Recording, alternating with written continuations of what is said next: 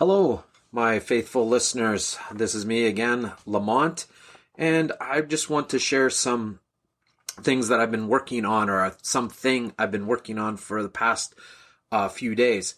I'll give you a little bit of history of this project. Is that when this whole COVID-19 came about and that masses were shut down to the public, I was thinking, what a great opportunity for the church to come out and have a handbook or some resources to support the domestic church in the celebration of the word in their house. I'm very passionate about this, is that this is, a great way to keep the Sabbath holy, to have worship within the household, whether it's your family, your roommates, or, just even if you're alone, to have this liturgy of the word. I have some reservations about, the live streaming of masses and stuff like this. The liturgy is to be experienced at time and place.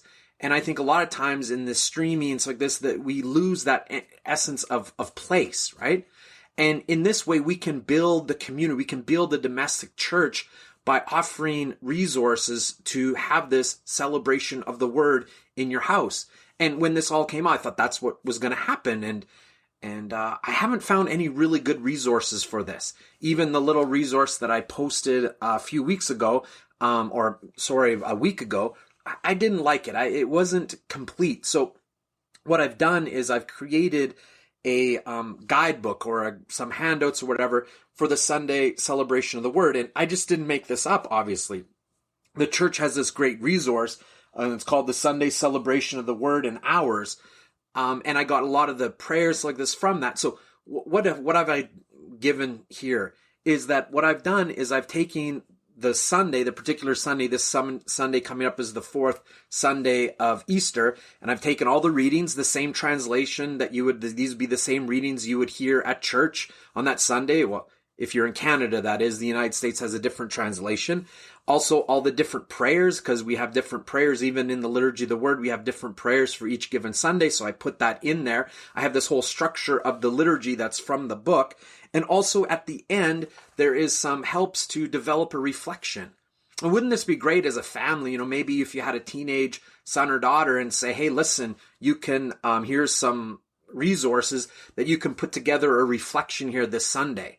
And I know a lot of you out there, I know for a fact, there's some of you out there that after I've preached a Sunday sermon or weekday sermon, you thought to yourself, you know what?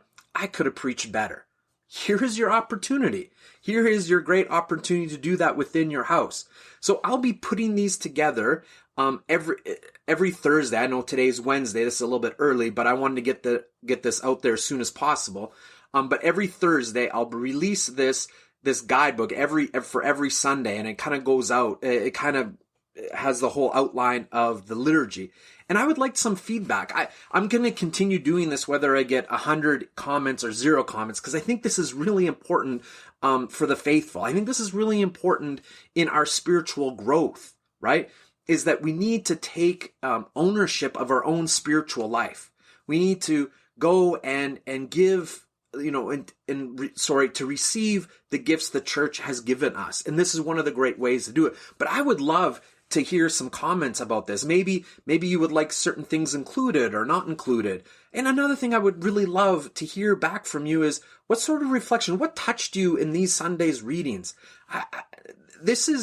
People ask me all the time, where do I get the most inspiration or the most help in my preaching? And yes, I do read a lot, as you well know, early church fathers, the history of the church, whatever. But my homilies or my preaching became fuller and better when I started to have coffee at A&W once a month here.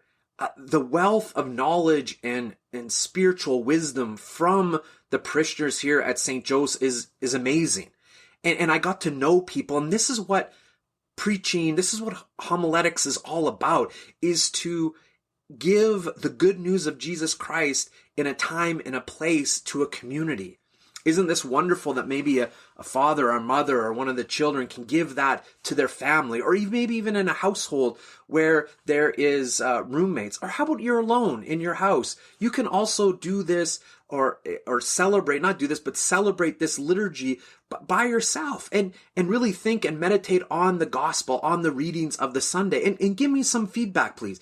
Give me some input into this. But I leave this to you, and please utilize it. I'm very excited to spend the time to do this and also to bring it to the community here. So as always, I keep you always in my prayers. I look in anticipation the next time we can worship around the table of the Lord together on a Sunday. This is a great sadness of this time that we can't meet together at the church to celebrate not only the good news of Jesus Christ, not only his word, but his soul and divinity in the Eucharist. So let us continue to pray for that time. Let's continue to pray on this journey. And I pray, and I ask you for your prayers for me at this time. And thank you very much for your support to come to the website and to utilize it. And I hope this is another resource you can use in your own spiritual life during this time of COVID-19. God bless. Hopefully you had a great day, and talk to you soon. Bye.